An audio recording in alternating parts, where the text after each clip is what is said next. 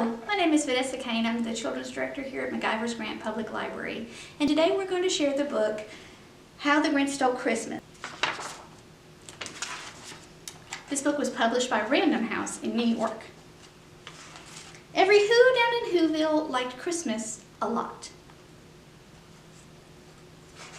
But the Grinch, who lived just north of Whoville, did not. The Grinch hated Christmas the whole Christmas season. Now please don't ask why. No one quite knows the reason. It could be his head wasn't screwed on just right. It could be perhaps that his shoes were too tight. But I think that the most likely reason of all may have been that his heart was 2 sizes too small. But whatever the reason, his heart or his shoes, he stood there on Christmas Eve hating the Whos, staring down from his cave with a sour, grinchy frown at the warm, lighted windows below in their town. For he knew every Who down in Whoville beneath was busy now hanging a mistletoe wreath. And they're hanging their stockings, he snarled with a sneer. Tomorrow is Christmas, it's practically here. Then he growled with his Grinch fingers nervously drumming, I must find some way to stop Christmas from coming. For tomorrow, he knew, all the Who girls and boys would wake bright and early. They'd rush for their toys, and then, oh the noise, noise. That's the one thing he hated. The noise.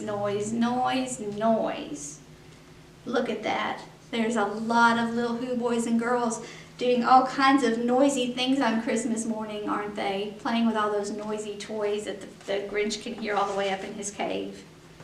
Then the Whos, young and old, would sit down to a feast, and they'd feast, and they'd feast, and they'd feast. They would feast on Who pudding and rare Who roast beast, which was something the Grinch couldn't stand in the least. Look at that big table with all the Whos around it getting ready to celebrate Christmas, and all those wonderful yummy foods coming out. And then they do something he liked least of all. Every Who down in Whoville, the tall and the small, would stand close together with Christmas bells ringing. They'd stand hand in hand, and the Whos would start singing. And they'd sing, and they'd sing, and they'd sing. And the more the Grinch thought of this Who Christmas thing, the more the Grinch thought, I must stop this whole thing. Why, for 53 years I've put up with it now. I must stop this Christmas from coming. But how?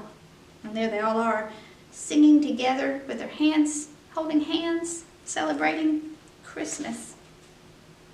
Then he got an idea, an awful idea. The Grinch got a wonderful, awful idea. Look at that face. I don't think very much good can come from that face. Let's see what happens. I know just what to do, the Grinch laughed in his throat, and he made a quick Santa Claus hat and a coat, and he chuckled and clucked. What a great Grinchy trick. With this coat and this hat, I look just like Saint Nick. Does he look just like Saint Nick? All I need is a reindeer, the Grinch looked around, but since reindeer are scarce, there was none to be found. Did that stop the old Grinch? No, the Grinch simply said, if I can't find a reindeer, I'll make one instead. So he called his dog Max, and he took some red thread, and he tied a big horn to the top of his head. Does Max look like a reindeer now? Then he loaded some bags and some old empty sacks on a ramshackle sleigh, and he hitched up old Max. Then the Grinch said, giddy up, and the sleigh started down toward the homes where the Whos lay a snooze in their town.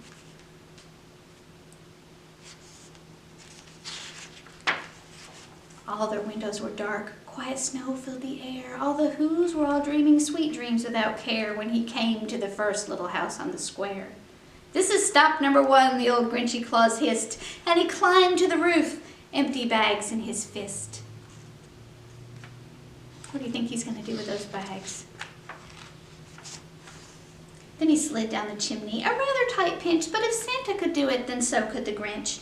He got stuck only once for a moment or two, then he stuck his head out of the fireplace flue, where the little Who stockings all hung in a row. These stockings, he said, are the first things to go. And look at him taking those stockings down. And look at that beautiful living room all decorated for Christmas and all of the presents waiting and the Who's a snooze in their beds, waiting for Christmas morning. Then he slithered and slunk with a smile most unpleasant around the whole room, and he took every present. Popguns and bicycles, roller skates, drums, checkerboards, tricycles, popcorn and plums. He stuffed them in bags, and the Grinch very nimbly stuffed all the bags, one by one, up the chimbley. Then he slunk to the icebox. He took the Who's feast. He took the Who pudding. He took the roast beast. He cleaned out that icebox as quick as a flash. Why, that Grinch even took their last can of Who hash. Then he stuffed all the food up the chimney with glee. And now, grinned the Grinch, I will stuff up the tree. And it's the very last thing in the room is that tree. And the Grinch grabbed the tree and he started to shove when he heard a small sound like the coo of a dove. He turned around fast and he saw a small Who, little Cindy Lou Who was not more than 2. The Grinch had been caught by this tiny Who daughter who'd got out of bed for a cup of cold water. She stared at the Grinch and said, Santa Claus, why? Why are you taking our Christmas tree? Why? Look how little Cindy Lou Who is. But you know that old Grinch was so smart and so slick. He thought up a lie and he thought it up quick. Why, my sweet little tot, the fake Santa Claus lied. There's a light on this tree that won't light on one side, so I'm taking it home to my workshop, my dear. I'll fix it up there, then I'll bring it back here. And his fib fooled the child, and he patted her head, and he got her a drink, and he sent her to bed. And when Cindy Lou Who went to bed with her cup, he went to the chimney and stuffed the tree up.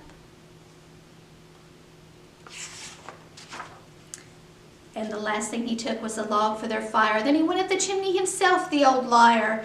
On their walls he left nothing but hooks and some wire. And the one speck of food that he left in the house was a crumb that was even too small for a mouse.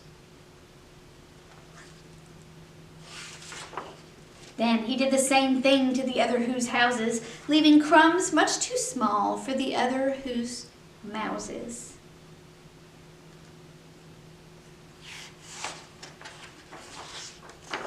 It was 15:15, all the Who's still abed, all the Who's still a snooze when he packed up his sled. Packed it up with their presents, the ribbons, the wrappings, the tags and the tinsel, the trimmings, the trappings. Look at all of those things on his sleigh. He's got a whole town's worth of Christmas, and he's running away, isn't he? Look at poor Max. Can you pull that big sleigh? 3,000 feet up the side of Mount Crumpet, he rode with his load to the tip-top to dump it. Pooh-pooh to the Who's, he was grinchiously humming. They're finding out now that no Christmas is coming. They're just waking up. I know just what they'll do. Their mouths will hang open a minute or two. Then the Who's down in Whoville will all cry boo-hoo.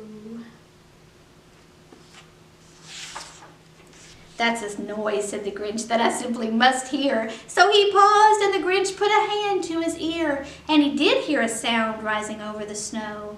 It started in low, and it started to grow. What kind of noise do you think it was? But the sound wasn't sad. Why, this sound sounded merry. It couldn't be so, but it was merry, very. He stared down at Whoville. The Grinch popped his eyes, and he shook. What he saw was a shocking surprise. Every Who down in Whoville, the tall and the small, was singing without any presents at all. He hadn't stopped Christmas from coming. It came. Somehow or other, it came just the same. And can you see the Who's down in Whoville all singing together? They're all holding their hands. They're singing just like they always do. And the Grinch, with his Grinch feet ice cold in the snow, stood puzzling and puzzling. How could it be so? It came without ribbons. It came without tags. It came without packages, boxes, or bags. And he puzzled 3 hours till his puzzler was sore. Then the Grinch thought of something he hadn't before. Maybe Christmas, he thought, doesn't come from a store.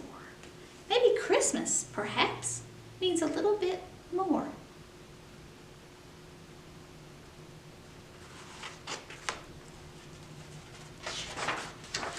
And what happened then Well, in Whoville they say that the Grinch's small heart grew 3 sizes that day.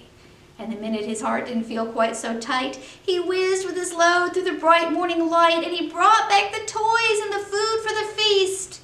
And he himself, the Grinch, carved the roast beast. So he learned about Christmas, didn't he? And his heart grew 3 sizes. We've got a craft for you that you'll be able to take that will help your heart grow 3 sizes. And we hope that next week, the first week of March, you will join us at McIver's Grant Public Library for our week of reading, which is a twist on our annual night of reading, which usually takes place the first Monday in March. All week long we'll be reading books. Our favorite teachers and friends will be sharing their favorite books, and we'll be doing door prizes all throughout the week with our virtual event, the McIver's Grant Public Library's Week of Reading. Thank you so much for joining us. Come back and see us soon. Have a wonderful